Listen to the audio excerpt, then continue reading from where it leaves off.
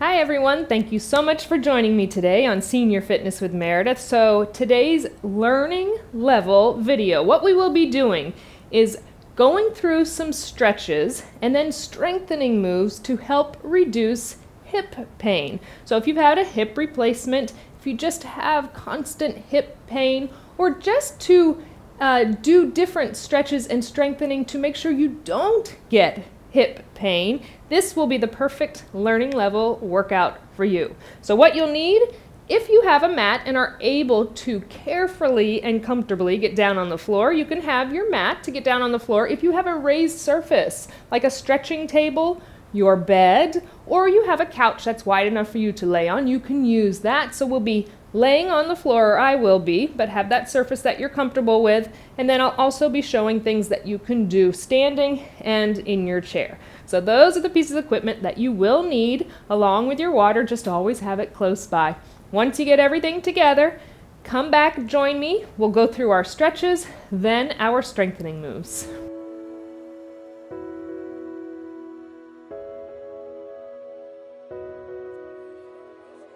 Welcome back. We are ready to get started with our stretches that will help reduce your hip pain. So in order to help reduce our hip pain, what we want to do is with these stretches, we want to get to the muscles around the hip joint. That's going to help reduce stiffness and it's going to improve with your joint mobility. So we have 4 different movements we're going to do. We'll start with those stretches, then we'll go into strengthening.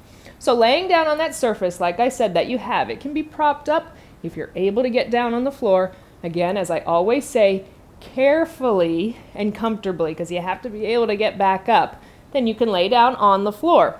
When you're laying on the floor, our first movement is going to be our pelvic tilts. So you want your knees bent, your feet are flat on the floor, working on pressing the lower back down into the ground, feeling the tailbone tuck under and those hips raise just slightly up off the ground. You're going to do that. You're going to exhale. You're going to hold that for 5 to 10 seconds. And then gently release it. So normally we just have that normal curvature and sway in our back. So our lower back has a tendency to want to come up off the ground. So with these pelvic tilts, let's do it again. We exhale. We allow that lower back to press down into the ground. Those hips curl under, that tailbone curls under, they lift slightly up off the ground, and then release that. So doing those pelvic tilts, working up to about 10, but holding for 5 to 10 seconds. Again, you want the feet flat on the floor, the bend in the knees, pressing that lower back down into the ground, and then gently releasing it. When you go through your stretches, movements that you hold and you breathe into. Don't hold the breath. Don't try and make them fast. Take your time with them. Allow that stretch to get deep into that hip joint and then release it out. So that's your first one, pelvic tilts. Second one, legs will be nice and long. These are perfect to do also in the bed before you get up to start your day if you have the time and the ability. So legs are nice and long. We'll start with just one leg. You're going to pull that knee gently in towards the chest. Again, we sometimes want that lower back to just pull up off the ground. Then we're dumping all of our weight into our lower back, which can lead to hip pain. So work on pressing that lower back down as you pull that knee in. You may only be able to pull it in a little bit. That's where, come up, grab a hold of your shin, never directly on that knee joint. Grab a hold of your shin or behind the knee joint on that hamstring, pull it in, and then over time, allow the upper body to gently release as that lower back presses down. Great stretch for your gluteals into that hip joint. That's what we're working on. Again, you want to breathe into it, hold that stretch, and then release it out. Doing that about 5 times, trying to hold for 10 seconds to even 15 seconds as you do it more often. Now say, I only have hip pain on my right side, so I'm not going to worry about doing the left. No.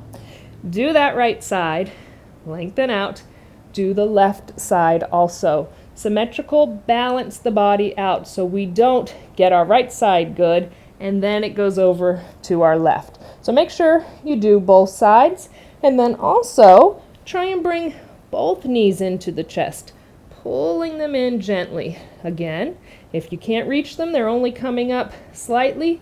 Upper body comes up, grab a hold, gently pull in, and breathe. That double gluteal into your hip stretch. Now next one, with the knees bent, feet can be on the floor. If you have the ability to pull them up, it's a lot of core strength to do that. We're going to allow those knees to fall to one side. Again, tightness in those hips may prevent them from going all the way down. That doesn't mean you're not getting a stretch, to just allow them to go slightly. That outer hip is getting a good stretch. So allow it to hold, bring them back to center, go over to the other side. Again, if they don't fall all the way to the floor, don't roll over to allow them to fall to the floor. You want your back to be flat on the floor and the knees to fall to one side so the stretch occurs. As soon as you just roll to the side, you're just rolling to the side in fetal position, which is a nice thing to do and get nice and cozy there, but we're working on those stretches. So again, you would do both sides, and you would do, say, 3 to 4 on both sides, holding that stretch. If you feel any discomfort in your hip, in your lower back, or your knees, remember, take it up a little bit. Don't go so deep into that stretch. You will feel a nice stretch, not only in your hips, but this is a wonderful stretch for your lower back as well. So again, right side, left side, equally, even if pain is only persistent in one side of the body. So those are your laying. Get up in the chair. Let's do another stretch seated. So sitting in your chair to get that good stretch in the hips, our figure fours, seated figure fours. So bringing ankle up over your quadricep and just gently allowing the knee to open up. You don't want to push on the inner part of that knee joint. If anything, you can press on the inner thigh. You can lean forward and allow the elbow to press on the inner thigh to gently open up. Or gravity is good in and of itself to allow that stretch. If that is not available, because if we have tight hips, hip flexors, this is not going to be an easy movement to do. You cross at your ankles, so right over left, left over right. Again, you're going to do both sides. Length stays in the spine, the chest goes forward, you allow the hands to release towards the floor. Keep the length in the spine for this one, getting that deeper stretch in the hip, in the gluteals, in the lower back on the side. This is my left side, the side that the foot is in front of the other. So we would hold that for about 10 seconds, release it, you guessed it, onto the other side. Again, if this is not available, then you cross at your ankles, lengthen the spine, releasing down. Or have the ankle up and over that quadricep, chest releases forward, breathe into the stretch. Like the other stretches we do on the floor, trying to hold for 10 to 15 seconds, doing 4 to 5 repetitions on each side. So it would be 1, 1, 2, 2. So it's not 1, 2, 3, 4, 5. We have to be evened out.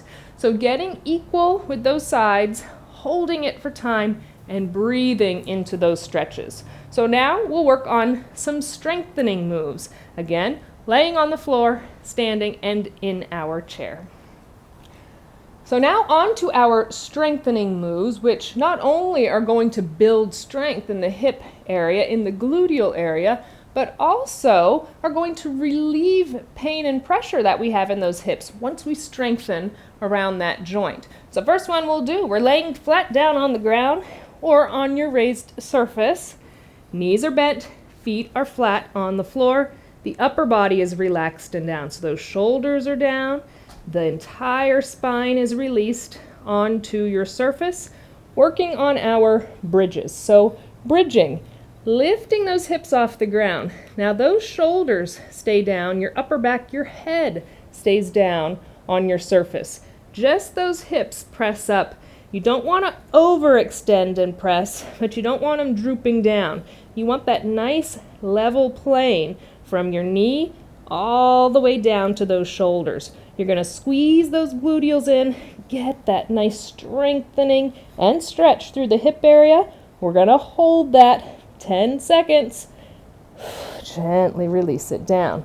Again, let's do one more again together. You're going to do about 5 repetitions of these, holding that. Squeeze in. Again, not too high up. Don't let it droop too far down. Nice level plane. Breathe into it. Wonderful also for your abdominals, a good stretch and strengthen. And then releasing that down.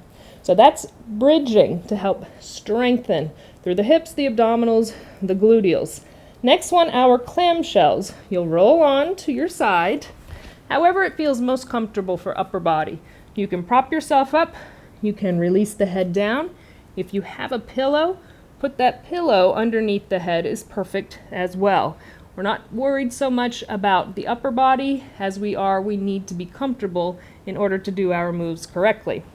So laying on our side, we're not too far back on the gluteals, we're not too far forward on the hip and pelvic joint. We want to be center. So once you're there, nice and tall, core is always tight through our movements, even when we're stretching and strengthening our clamshells. So feet stay together, staying nice and level. We open that top knee up, hold, release it down. Just think about that movement we're getting in the hip. We're strengthening through that hip, and again, the gluteals. So working on those clamshells, one side, and then you would do the other side. These not so much that you're going to have to hold it as you are. Work on range of motion, open up, pause, release it down. Work on 10 to 15 on one side, then roll over 10 to 15 on the other side. So those are your clamshells. On to our third strengthening move. Back into our back, our supine position. Knees start bent, feet are flat. Then one leg is going to go nice and long. These are our supine leg lifts, just meaning laying flat on the floor, lifting a straight leg up. So I want you to flex your foot. Feel as if you're pressing through your heel. Your toes are almost pointing towards you now. Then we lift from the quadricep in through the hip flexor and our lower abdominals to lift that leg up off the ground. We're trying to get it level with the other leg, that knee. So we don't want to go all the way up here. We don't want to, of course, if this is only available, you're still getting work here, but trying to get it level and then gently releasing. Don't let gravity let that leg just plop down. So we lift it up. We gently release it. Again, 10 to 15 repetitions on one side.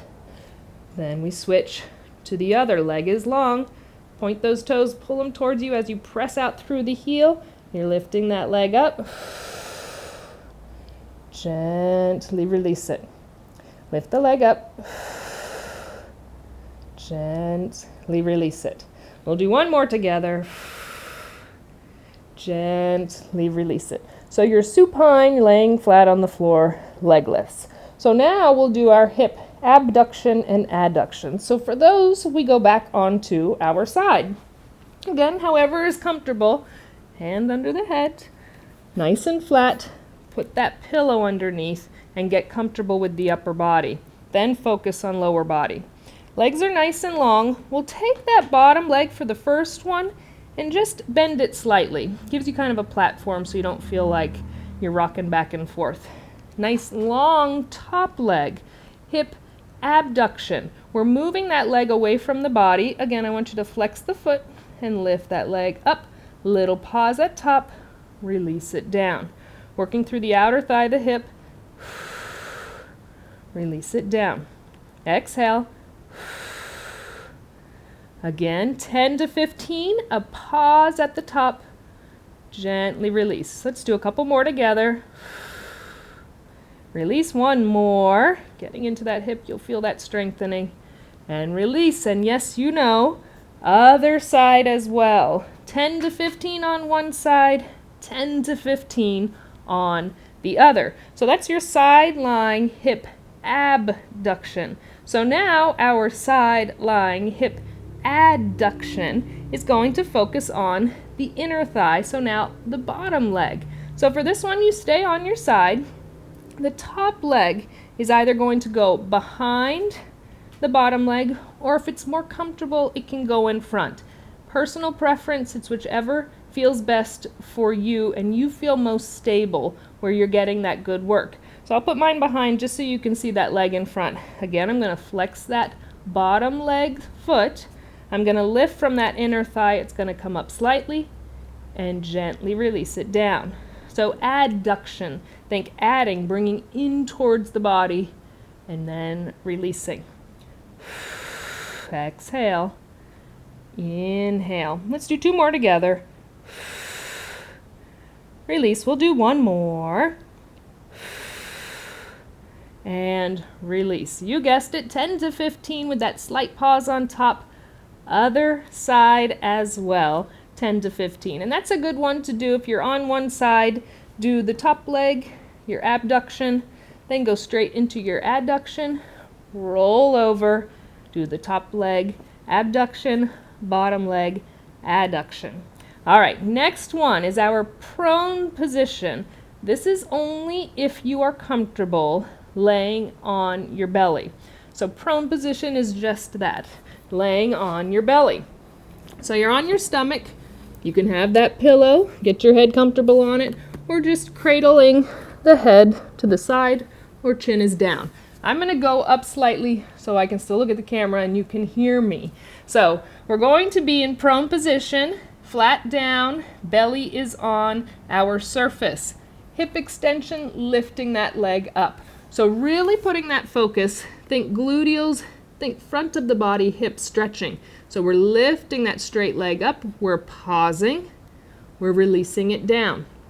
We lift it up and release it down. We'll do 2 more. Release down, 1 more.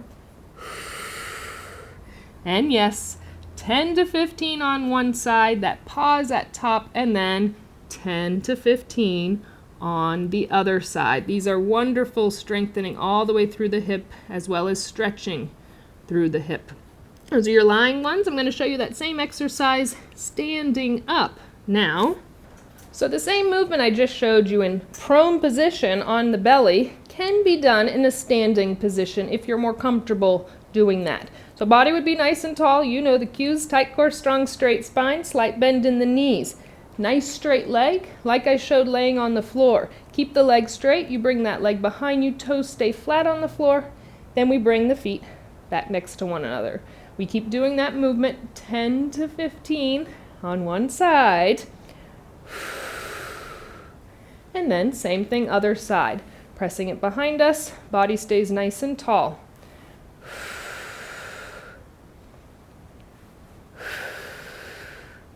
So that's the same thing, that hip extension, but showing you can also do it standing if going on the belly is just not available or comfortable.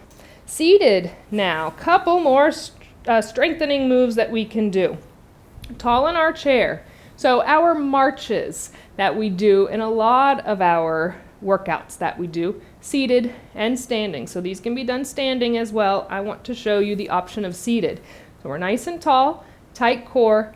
Hip flexion is basically what we're working on when we do our marches. So we're pulling that foot up off the ground with that pause at top, release it, pull that foot up off the ground, pause at top, release.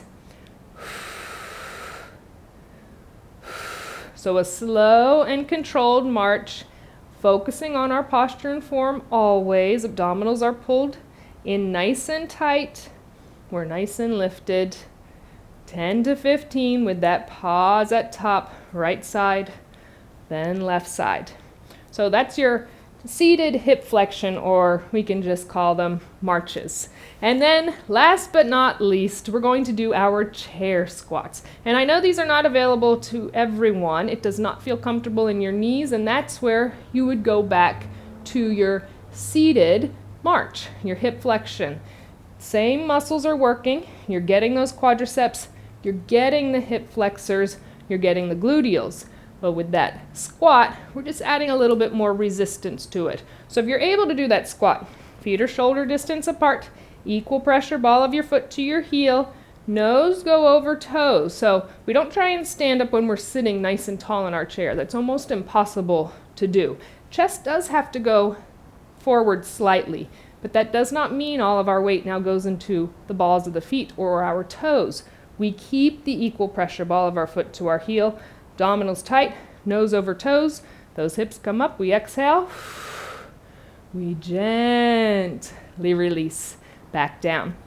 So we're not only working the hip flexors, those quadriceps, gluteals, entire hip joint area, and release down. We'll do 2 more together.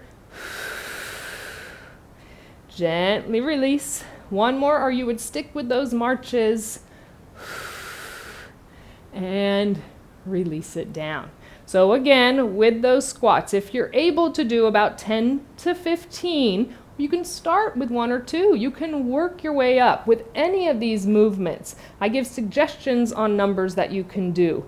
But go through these learning level videos that we do. Go through the movements.